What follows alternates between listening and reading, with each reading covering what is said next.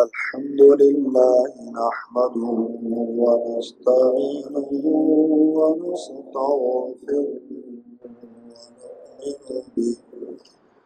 ونؤمن به ونتوكل عليه ونعوذ بالله من شرور أنفسنا ومن سيئات أعمالنا من يهده الله فلا مضل له ومن يضلل فلا هادي له ونشهد أن لا إله إلا الله وحده لا شريك له ونشهد أن لا إله إلا الله وحده لا شريك له ونشهد أن سيدنا ومولانا محمدا عبده ورسوله أما بعد فأعوذ بالله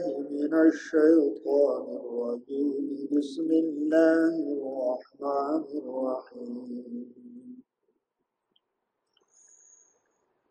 يا أيها الذين آمنوا اتقوا الله حق تقاته ولا تموتن إلا وأنتم مسلمون قال رسول الله صلى الله عليه وسلم إذا اقترف العبد ثم تاب الله عليه صدق الله العظيم وصلى الله تعالى على خير خلقه محمد وآله وأصحابه أجمعين. سامعین محترم، اصلاحی مجلس میں حاضر ہونے کا مقصد اللہ تعالی ہم سے راضی ہو جائے، اللہ کی ہمیں رضا حاصل ہو جائے، اللہ ہم سے راضی ہو جائے۔ اللہ کی رضا حاصل ہوگی اتباع سنت اور اخلاص کے ساتھ عمل کرنے سے۔ جب دو چیزیں پائی جائے گی تو اللہ کی رضا حاصل ہوگی۔ مجلس کے شروع میں اللہ تعالیٰ سے دعا کر لینی چاہیے، یا اللہ ایسا بیان کروا دے، ایسی باتیں کہلوا دے جو ہم سب کے لیے فائدہ مند ہو۔ انسان کے اپنے اختیار میں کچھ بھی نہیں ہوتا، جو کچھ ہے اللہ تعالیٰ کی قدرت میں ہے، اللہ ہی سے لینا ہے اور اللہ ہی کا ہو کر زندگی گزارنی ہے۔ سب کچھ اللہ تعالیٰ کے پاس ہے۔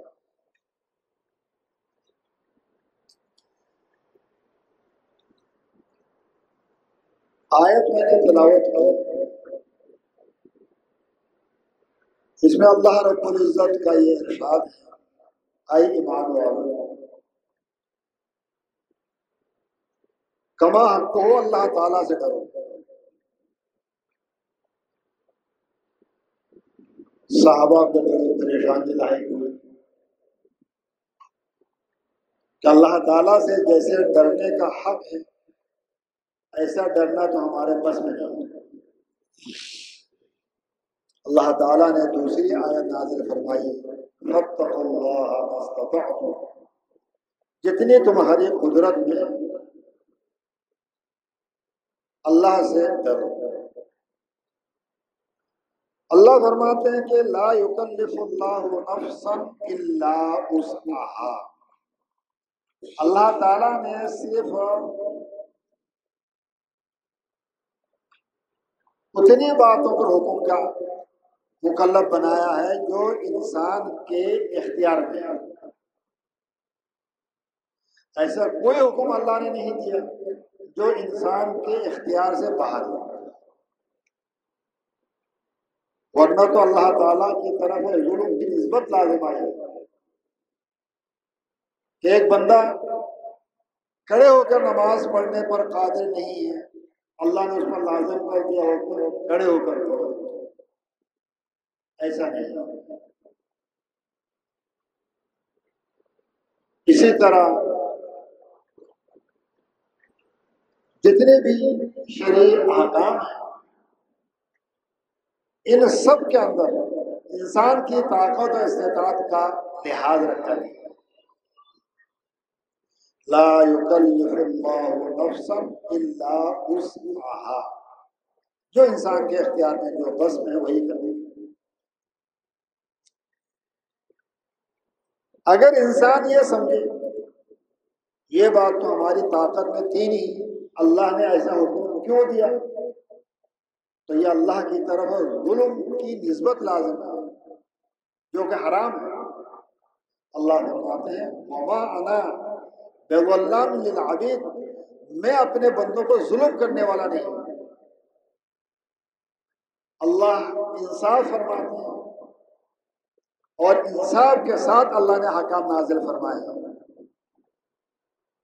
کوئی حکم انسان کی بس و طاقت سے بڑا نہیں ہے، ایسا نہیں ہے۔ ہاں انسان جو ہے سستی کرے، غفلت سے کام لے، کم ہمتی کا مظاہرہ کرے اور شریعت کے احکام پر عمل نہ کرے، یہ مطلب ہے کہ انسان کی اپنی کمزوری ہے عمل کرنے میں۔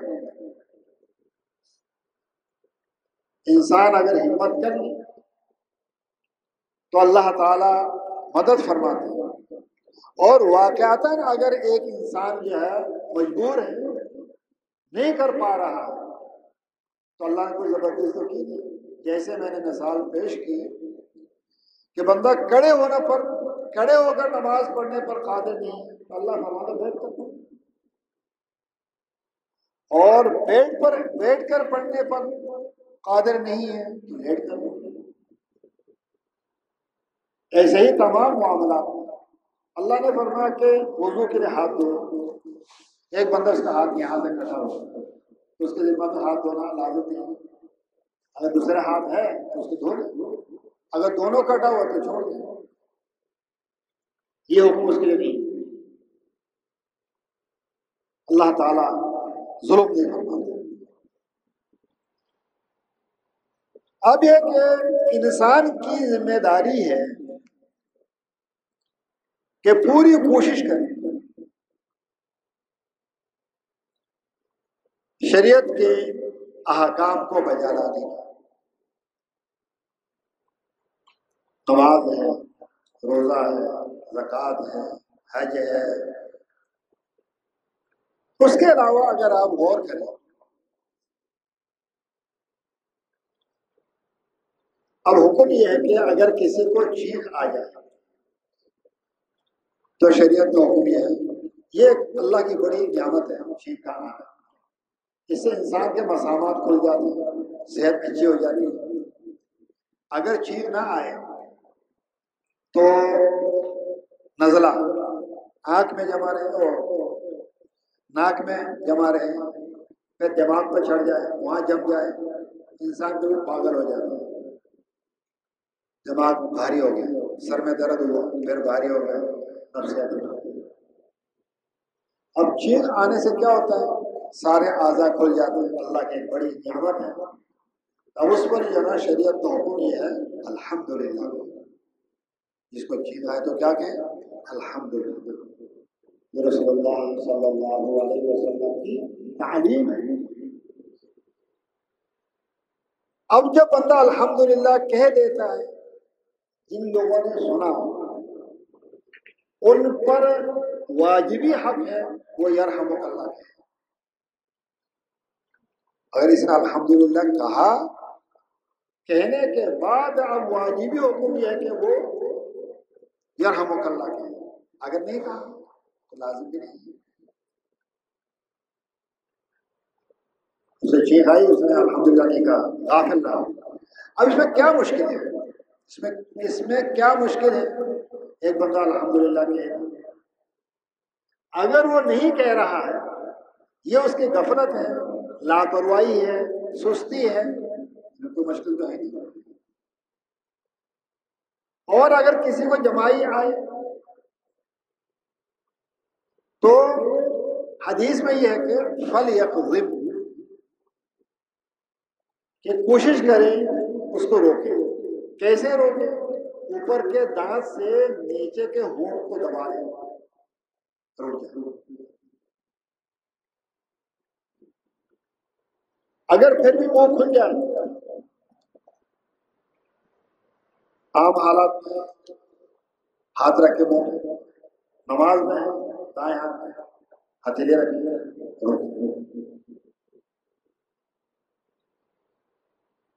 اب یہ کہ روکے وہ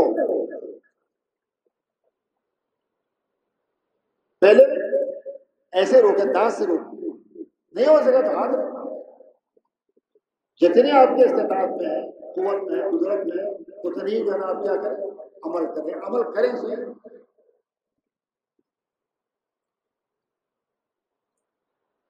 کل میں نے ایک طالب علم کو دیکھا، میرے آگے آگے تیزی کے ساتھ چل رہا تھا اور زور سے اس کو جو ہے نا چیخ آئی،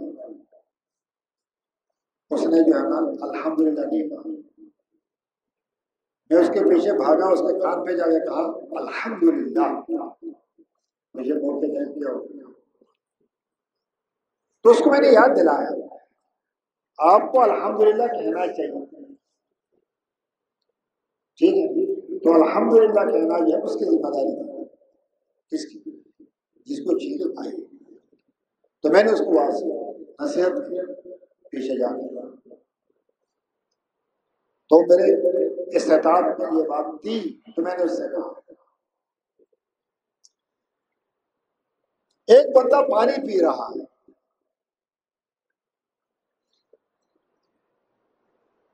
تو پانی پینا یہ تو ایک بشری تقاضا، پیاس لگی اس کو بجھانے کے لیے پانی پیا۔ اب اس عمل کو عبادت بنانا انسان کے اختیار میں ہے۔ گلاس جو دائیں ہاتھ میں لے، بسم اللہ الرحمن الرحیم، 3 سانس میں پی، الحمدللہ کہے۔ اب یہ ساری باتیں اس کے اختیار میں ہیں۔ اسی پانی پینے کو وہ عبادت بنا سکتا ہے۔ ہر وہ کام جو سنت کے مطابق انجام دیا جائے وہ عبادت ہے، اور جو سنت کے خلاف کیا جائے وہ گناہ۔ اب ظاہر بات ہے کہ اس میں اس کے لیے کیا مشکلات ہے؟ کوئی مشکل نہیں، ٹھیک ٹھاک بندہ ہے تو بائیں ہاتھ میں لینے کی بجائے دائیں ہاتھ میں لینے۔ ایک بندہ جو کھانا کھا رہا ہے، بائیں ہاتھ سے لقمہ اٹھا رہا ہے، اس کے بجائے اگر وہ دسترخوان بچھائے، اس پہ کھانا رکھے، دائیں ہاتھ سے سیدھے ہاتھ سے کھائے، بسم اللہ پڑھ کر کھائے، الحمدللہ کی، اب کھانا اس کے لیے عبادت بن رہی ہے۔ کھانا تو وہ کھا رہا ہے اپنے پیٹ بھرنے کے لیے، لیکن سنت کے مطابق کھانے کی وجہ سے یہی عمل جو ہے عبادت بن رہی ہے، جس کے اختیار میں۔ کیا مشکل ہے دسترخوان بچھانا؟ کیا مشکل ہے بسم اللہ پڑھنا؟ کیا مشکل الحمدللہ پڑھنا؟ یہ مطلب ہے کہ لا یکلف اللہ نفسا الا وسعها۔ میں یہ سمجھانا چاہ رہا تھا، اللہ نے فرمایا کہ جناب یا ایھا الذین آمنوا اتقوا اللہ حق تقاتہ، حق تقاتہ ہی کو دوسرے آیت میں مقید کیا، مستطاعتم۔ اب استطاعت میں ہے یا نہیں، یہ تو آدمی عمل کر کے دیکھے۔ اب ایک بندے کو کہا گیا آپ روزانہ جو ہے نا 100 مرتبہ استغفار کر لیا کریں، 100 مرتبہ درود شریف پڑھیں، 100 مرتبہ لا الہ الا اللہ پڑھیں، 100 مرتبہ اللہ اللہ پڑھیں۔ اگلے ہفتے پوچھیں کیا ہوا، ابھی شروع نہیں کی، کیوں نہیں کی؟ فرصت نہیں، فرصت کیوں نہیں کی؟ اب چلتے پھرتے کر لیتے۔ ایک دفعہ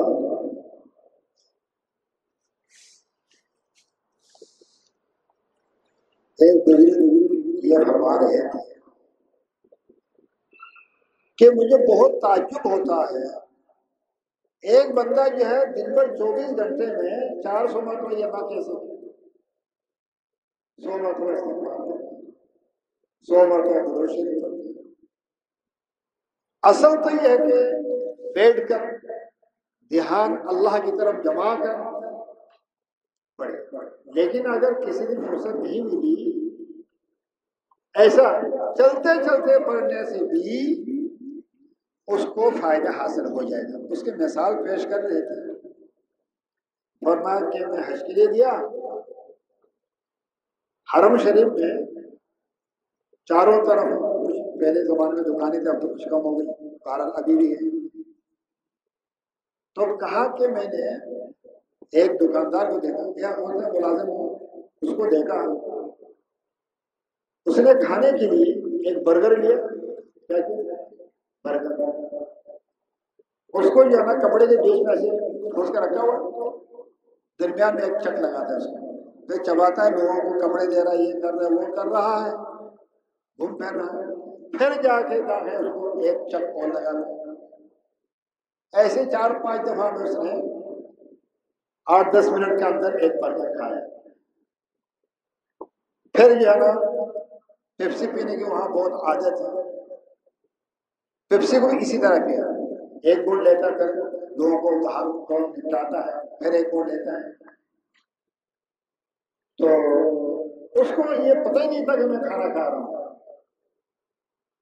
تو میں نے اس سے پوچھا یہ کیا ہوا کہ میں نے کھانا کھا لیا، کیونکہ گاہک بہت زیادہ ہے، آج کا موسم ہے، تو آپ کے بیٹھ کر کھانے کا موقع نہیں تھا، تو اس لیے میں نے چلتے چلتے کھا لیا۔ تو کیا ہوا، کہتے ہیں بھوک مٹ گئی، پیٹ بھر گیا۔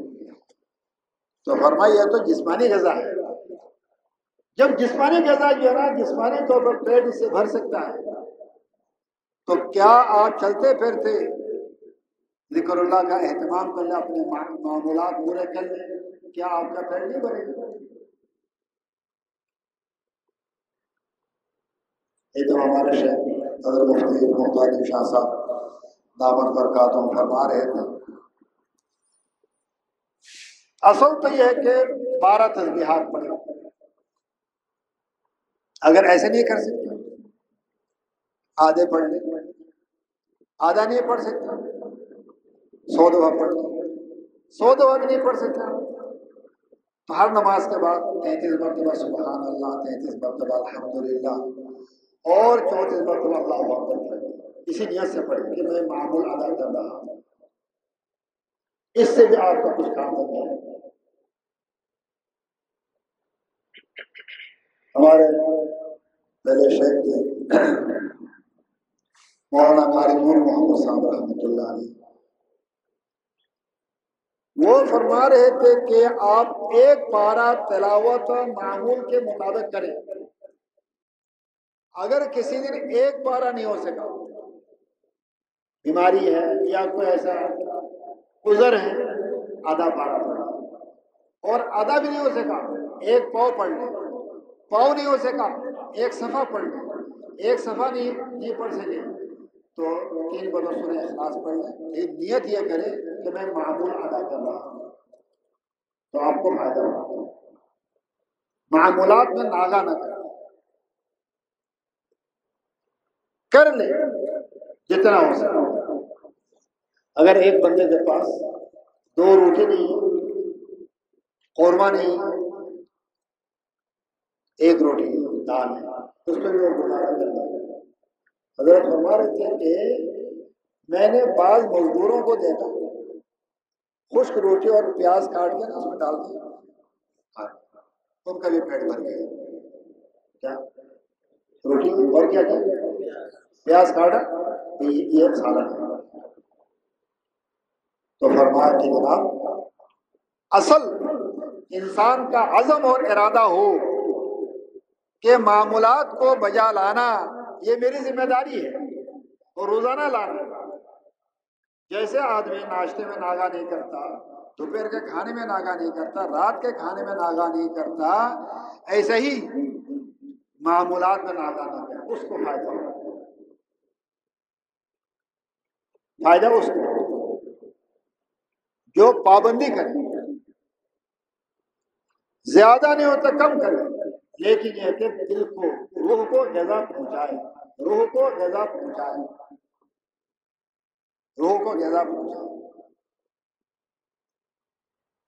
تو اللہ تعالیٰ نے جو تقوی اختیار کرنے کا حکم دیا ہے,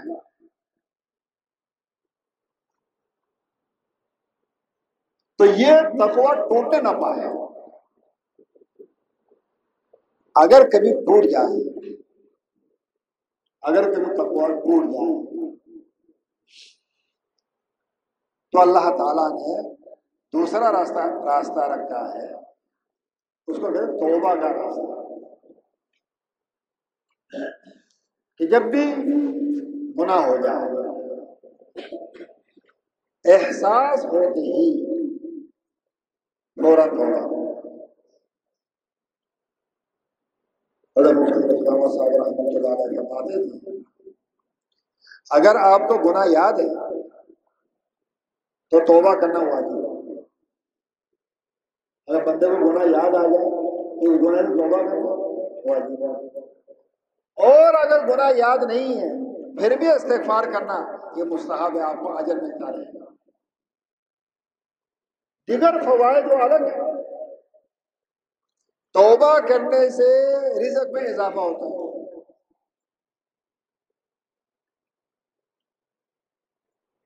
تو انسان سوچے, غور کرے. حضرت فرماتے تھے میں روزانہ رات کو جیسے بستر پر لیٹتا ہوں, اللہ نے سے کہتا ہوں اللہ میں آپ کا اقراری مجرم ہوں. میں آپ کا اقراری مجرم ہوں. ایک تو ہوتا ہے ڈٹے رہنا, بس یہ ایک گناہ کیا کل اور کرو گا, پھر اور کرو گا, پھر اور کرو گا, ایسا نہیں. اللہ اب یہ کہ اس وقت بندہ اور اللہ کے درمیان کوئی چیز حائل نہیں ہوتی. انسان ہے بستر پہ لیٹا ہوا ہے اور دھیان اللہ کی طرف ہے, خیال یہ کہ ہو سکتا ہے یہ آخری دفعہ لیٹتا ہوں, دوبارہ یہاں سے اٹھنا نصیب ہی تو ہو. تو اللہ یہاں سے چپتے چپتے باتیں کرتا ہے. تو حضرت فرماتے میں اللہ سے دو باتیں ہوتی ہیں. ایک تو یہ کہتا ہے اللہ نے میں بہت آپ کا گناہگار بنتا ہوں, اقراری مجرم ہوں, اب تک جو گناہ بھی صادر ہوئے تمام گناہوں سے میں معافی چاہتا ہوں, میرے معاف. اور یہ کہ آئندہ نہیں کروں گا, جو ہو گیا ہو گیا. اقراری مجرم, اقرار. تو یہ کہ انسان بعض دفعہ غفلت اور لاپرواہی سے گناہ کرتا ہے تو پھر کہتا ہے شیطان نے ایسا کروا دیا, میں تو کرنا نہیں چاہ رہا تھا, یہ غلط تھا, شیطان نے کروایا. چلو شیطان نے کروایا, نفس نے کروایا, آپ نے خود کیا, ٹھیک کیا تو ہے. اب یہ کہ اس وقت سے ڈرنا چاہیے, جیسے ابھی ہم نے سورہ یاسین کا اندر پڑھ لیا, وَامْتَازُوا الْيَوْمَ أَيُّهَا الْمُجْرِمُونَ. قیامت کے دن کہا جائے گا ارے گنہگاروں نیکوکاروں کی صفوں سے الگ ہو جائے, الگ کھڑے ہو جائے. مجرم تم نے جرم کیا, پھر کیا بنے گا؟ وَامْتَازُوا الْيَوْمَ أَيُّهَا الْمُجْرِمُونَ. آواز دی جائے گی اے گناہگاروں, ظالموں, الگ ہو جاؤ. رسوائی ہو، ذلت ہو، لوگ پہچانے تھا یہ چور ہے۔ چور تو دو قسم کا ہوتا ہے، ایک تو مال کا چور ہوتا ہے، ایک نماز کا چور ہوتا ہے۔ اصل السرقہ الذی یسرق فی صلاتی، رسول اللہ صلی اللہ علیہ وسلم فرماتے ہیں سب سے بدترین چوری یہ ہے کہ جناب بندہ نماز میں چوری کرے۔ مال چرانا نہیں، رکوع پورا نہ کرے، سجدہ پورا نہ کرے، دھیان مکمل نہ دے، یہ بڑا چور حدیث میں ہے۔ تو یہ بتا رہا تھا کہ گناہ جو ہوتا ہے وہ لاپرواہی، تو تقویٰ توڑنا یا تقویٰ کا ٹوٹ جو بھی ہو کہ توڑ دیا یا ٹوٹ گیا، اس کے تلافی کے لیے اللہ تعالیٰ نے توبہ کا راستہ رکھا۔ اللہ نے اعلان کرنا ہے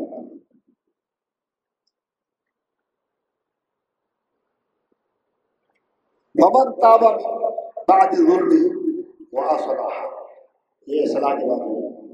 اللہ فرماتے ہیں وَمَن تَابَ مِن بَعْدِ ظُلْمِهِ وَأَصْلَحَ وَإِنَّ اللَّهَ يَتُوبُ عَلَيْهِ إِنَّ اللَّهَ غَفُورٌ رَحِيمٌ۔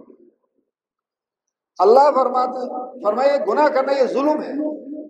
وَمَن تَابَ مِن بَعْدِ ظُلْمِهِ، ظلم کے بعد، گناہ کے بعد تابہ، پھر یہ کسی ایسی نہیں زبان سے کہ توبہ توبہ میری توبہ، میرے باپ کی توبہ، دادا کی توبہ، یہ نہیں، بلکہ توبہ کا معنی حقیقتاً گناہ کو کیا کرنا، چھوڑ دینا۔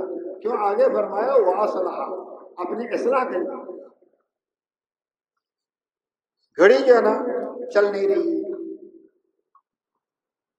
وہ پرزہ خراب ہوگا، اب اس کی اصلاح یہ ہے کہ وہ پرزہ یہاں لگایا جائے تاکہ گھڑی چلے۔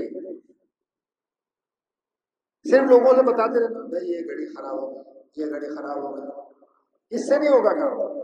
اب میکینک کے پاس جائیں اور اس کو بتائیں کہ اس میں یہ چیز کام ہے، اس میں کیا کر لگاؤ، تو اللہ نے فرمایا کہ وَمَن تَابَ مِن بَعْدِ ظُلْمِهِ وَأَصْلَحَ، اپنی اصلاح کہ سابقہ گناہوں کی حالت کو چھوڑ کر اب جناب نیکی کی حالت اختیار کرے، بدی کو چھوڑ کر نیکی اختیار کرے، گناہ کو چھوڑ کر اب صحیح راستہ اختیار کرے، یہ ضروری ہے۔ وَمَن تَابَ مِن بَعْدِ ظُلْمِهِ وَأَصْلَحَ وَإِنَّ اللَّهَ يَتُوبُ عَلَيْهِ، اللہ اس کی توبہ قبول کرتا ہے، اس کا اللہ توبہ قبول کرتا ہے، اللہ بڑا غفور رحیم۔ تو اصلاح ضروری ہے، اصلاح اعمال، اصلاح یہ ہے کہ غلط کو چھوڑ کر صحیح کو اختیار کرنا، گناہ کو چھوڑ کر نیکی کو اختیار کرنا، برائی کو چھوڑ کر اچھائی کو اختیار کرنا۔ تو اللہ نے فرمایا یا عبادی الذین اسرفوا علی انفسہم لا تقنطوا من رحمت اللہ، آئے میرے وہ بندو جنہوں نے گناہ کر کے اپنے اوپر زیادتی کی، یا عبادی الذین اسرفوا علی انفسہم لا تقنطوا من رحمت اللہ، کہ میرے رحمت سے نا امید مت ہو۔ توبہ اپنے اصلاح۔ اہل اللہ فرماتے ہیں کہ جناب وہ اصلاح ایک عمل کا نام نہیں ہے، پوری زندگی کی اصلاح ہوگی، مکمل طور پر گناہوں سے اپنے آپ کو روکو۔ حضرت اہل اللہ نے مثال پیش کیے، دیکھو ایک بندہ ٹھیک ٹھاک صحیح سالم، لیکن اس کی جو ہے نا آنکھ میں تکلیف ہے، کوئی پوچھے کیا حال ہے بھائی، میں بیمار ہوں، وہ کہتا ہے کہ میں بیمار ہوں، حالانکہ بالکل ٹھیک ہے، صرف آنکھیں دکھ رہی ہے اور آنکھوں سے پانی آ رہا ہے، تو کہتے میں بیمار ہوں۔ جس کا مطلب یہ ہوا کہ صحت مند تب کہا جائے گا جب مکمل طور پر صحت یاب ہو۔ اگر کسی ایک عضو کے اندر بھی خرابی ہوگی تو وہ بیمار ہوگا۔ ایسے ہی فرمایا متقی تب کہا جائے گا جب تمام گناہوں کو چھوڑ دے۔ ایسا نہیں کہ کچھ گناہ کرے کچھ چھوڑے۔ افتؤمنون ببعض الکتاب وتکفرون، کیا تم بعض کتاب اللہ کے بعض حصے پر ایمان لاتے ہو، بعض کا انکار کرتے ہو؟ ایسا نہیں کرو، مکمل مسلمان ہو جاؤ تو مکمل متقی پرہیزگار بن جاؤ، مکمل طور پر گناہوں کو چھوڑ دو۔ آگے یہ کہنا ہمارے اختیار میں نہیں، بس میں نہیں، ایسا نہیں ہے، آپ کے اختیار میں ہے۔ اگر آپ کے اختیار میں نہ ہوتا اللہ آپ کو حکم دے گا۔ تو یہ دیکھنا ہے کہ جناب وہ گناہ ہم اپنے اختیار سے کرتے ہیں یا کوئی ہمیں مجبور کر رہا ہے۔ اور طالب رحمۃ اللہ علیہ کو ایک ایرانی نے خط لکھا، فارسی میں لکھا، اس میں مختلف گناہوں کے بارے میں لکھا، این خطا کردم، این خطا کردم، این خطا کردم، این خطا کردم، 6 گناہ۔ حضرت نے پورے خط کا ایک جواب لکھا، صرف ایک لفظ لکھا، چرا نہیں، یہ واپس کر دیا۔ پھر اگلے 1 مہینے کے بعد خط آیا، ہما فتحارا فرق کر، میں کیا سارے گناہ میں نے چھوڑ دیے۔ کیوں؟ کہتے جب بھی مجھے خیال ہوتا ہے گناہ کروں، پھر خیال ہوتا ہے کیوں کر رہا ہوں، یہ گناہ کیوں کر رہا ہوں، کیا وجہ ہے، پھر اس گناہ کو چھوڑ دیتا ہوں۔ پھر نفس کسی اور گناہ کا تقاضا کرتا ہے، پھر اندر سے دل میں خیال آتا ہے، حضرت نے فرمایا چرا کیوں ایسا کرتے ہو، تو پھر اس گناہ کو چھوڑ دیتا ہوں۔ الحمدللہ 40 دن میں اللہ تعالیٰ نے کیا کیا، مکمل طور پر نجات دی گناہ زندگی سے۔ حضرت نے صرف ایک لفظ لکھا، کیا لکھا، چرا نہیں، کیوں ایسا کرتے، ٹھیک ہے۔ تو انسان اپنے آپ سے پوچھے، یہ تربیت الصالح حضرت کی 3 جلدوں میں کتاب ہے، یہ مریدین کے حالات پر، ہمیں تو حضرت مفتی احمد صاحب رحمۃ اللہ علیہ نے سنایا۔ تو دیکھو کہتے ہیں کہ انسان اپنے آپ سے پوچھے، یہ گناہ تو کیوں کر رہا ہے بیٹا، تجھے کو مجبور کر دے، تو مجبور تو نہیں کر رہا۔ اگر جھوٹ بول رہے ہو تو اپنے اختیار سے بول رہے ہو، بد نظری کر رہا تو اپنے اختیار سے کر، حرام کھا رہے ہو اپنے اختیار سے کھا رہے ہو، کسی پر ظلم کر رہے ہو اپنے اختیار سے ظلم کر رہے ہو۔ بارش ہو رہی تھی، گھر میں پانی جمع ہو رہا تھا، سارے نالا بنا کے اگلے گھر میں پہنچا دیا۔ استغفر اللہ، استغفر اللہ، استغفر اللہ، ارے استغفر اللہ دیا، گٹر کی طرف اس کے بینک کرو، اس کے گھر کی طرف کر دیا، اس کے گھر کے سامنے سارا پانی جمع ہو گیا اور اپنا گھر صاف کر دیا۔ کیا کہتے ہیں، استغفر اللہ، استغفر اللہ۔ یہ تو کوئی استغفار نہیں ہے، کسی اور کو تکلیف دے کر یہ کوئی استغفار نہیں ہے۔ حضرت واقعات سناتے تھے، 3 عورتیں نماز پڑھ رہی تھی اور تینوں طالبہ بھی پڑھنے والی بھی تھی۔ درمیان میں جو ہے نا کہتے ایک بلی آ گئی، ایک نے کہا چلو، دوسری کہتی ہے کہ بہن یہ نماز میں جانا بولنا، اس سے نماز فاسد ہو جاتی ہے۔ تیسری کیا کہتی ہے، چلو شکر ہے میں نے پڑھ لیا۔ اب جو تینوں کی نماز فاسد ہو گئی، یہ گناہ بھی ایسے ہے، کہتے ہیں اس نے ایسے کیا اس لیے میں نے بھی ایسے کیا، نہیں، اس طرح نہیں ہوگا۔ ہر بندہ مستقل طور پر اللہ کا بندہ ہے، ہر ایک کے لیے حکم ہے کہ بندگی اختیار کرو اور گناہوں سے بچ جاؤ، پرہیز کرو، اپنے زندگی کو دیکھو کہ فلاں ایسے کر رہا تھا اس لیے میں نے بھی ایسا کر لیا، اس سے اللہ کے ہاں بچ نہیں سکتے۔ اللہ نے ہر ایک کو عقل دی اور سمجھ دی، ہر ایک کو حکم ہے کہ آپ دین پر چلیں۔ فلاں ایسے کر رہا تھا، اس سے کام نہیں چلے گا، لوگ ایسے کر رہے تھے اس لیے میں نے بھی ایسا کیا، یہ عذر وہاں کام نہیں آئے گا۔ ہر ایک کی پکڑ الگ ہوگی کہ اس کو چھوڑو، تم نے خود کیوں کیا؟ کیا تجھے اللہ نے عقل نہیں دی تھی؟ تجھے اللہ نے سمجھ نہیں دی تھی؟ تو نے کیوں یہ گناہ کیا؟ کہتے لوگ ایسا کر رہے ہیں اس لیے میں نے بھی کیا، اس سے نہیں کام چلے گا۔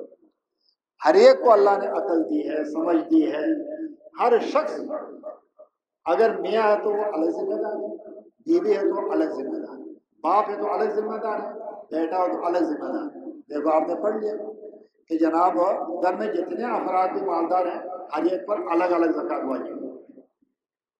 زکوٰۃ کے دو معنی ہیں، ایک معنی تو یہ کہ سال میں ایک مرتبہ کیا کرنا، اپنے مال کا 40واں حصہ اللہ کے راستے پہ دینا، ایک زکوٰۃ تو یہ ہے۔ ایک زکوٰۃ یہ ہے کہ تزکیہ، اصلاح، اپنے اصلاح کی کوشش کرنا، محنت کرنا۔ تو کیا فرمایا؟ قد افلح من زکاہا، تزکیہ کی بات، قد افلح المؤمنون الذین هم عن اللغو معرضون والذین هم للزکاة فاعلون۔ جو الذین هم للزکاة فاعلون، اس کے دونوں ترجمے کیے، دونوں مطلب بیان کیے کہ یہاں زکوٰۃ کے معنی جو ہے زکوٰۃ ادا کرنا بھی ہے، اور یہاں زکوٰۃ کا معنی اپنے اصلاح کے لیے محنت اور کوشش کرنا کہ اللہ تعالیٰ میرے ظاہر اور باطن کی اصلاح فرماتے ہیں۔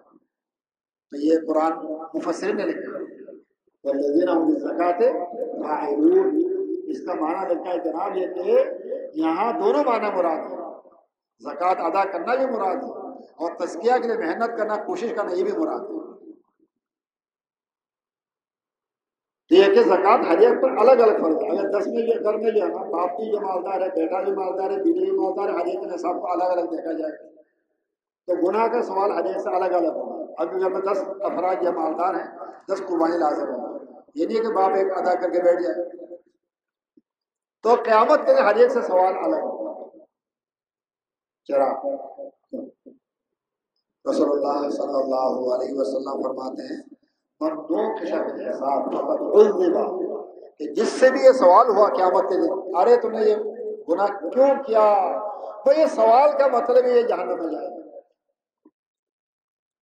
اس کو جانا ہے، جلنا ہے، سزا کاٹنا ہے۔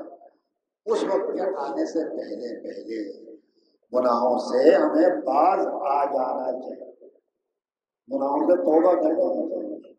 وآخر دعوانا الحمد للہ رب العالمین۔